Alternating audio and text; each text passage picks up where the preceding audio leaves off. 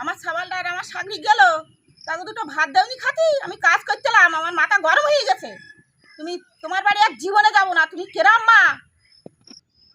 এ মেয়ে, তুই কি বলতেছি? এই পোড়া কাঠ দেখেছি, পোড়া কাঠ তোর ছাবালাই হলো আইসা ওই বানর পানা ছাবাল মানুষ করেছি। ওই ছাবাল আইসা আমার অ্যান্টনাটা ওই আশকুড়ি বাই দিয়ে টাই নিয়ে ছিঁড়ে নামিয়েছে। আর আমি কত কি হচ্ছে, আমি একটু কিচ্ছু দেখতে পাচ্ছি না, লোকের বাড়ি ছুটতেছি।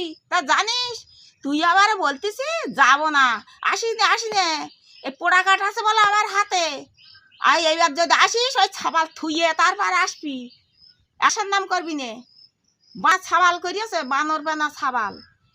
যেরম জায়গা দেখে দেশা সেই জায়গায় রয়েছি, সেই জায়গায় সংসার করতেছি। তো আমার ছাবালটা একটু গেল ভালো মন্দ খাবার জন্য। তুমি কি বলতেছো? পোড়া কাঠ দেখাচ্ছ? মেয়ে, এই তা তোরা ভালো করে মানুষ করতে পারিস নি? কি করিস হাতে? বানর বানর, ওই বানর লোক মানুষ করে।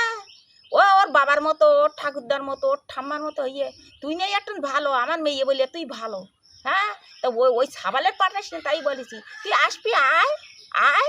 আমি তো পোড়া কাঠ হাতে করে আইছি, তুই আইসা আমার কিচ্ছু বলে দেয়স কোন? হ্যাঁ, তোর তো দেখে দিচ্ছি, করিয়ে খা, সংসার করিয়ে খা, সংসার করিয়ে খা। আমি যাচ্ছি। আমি তোমার মেয়ে, আমার শাগরির অপমান করা, আমার ছাবালটার অপমান করা। আমি যাচ্ছি, আমি যাচ্ছি।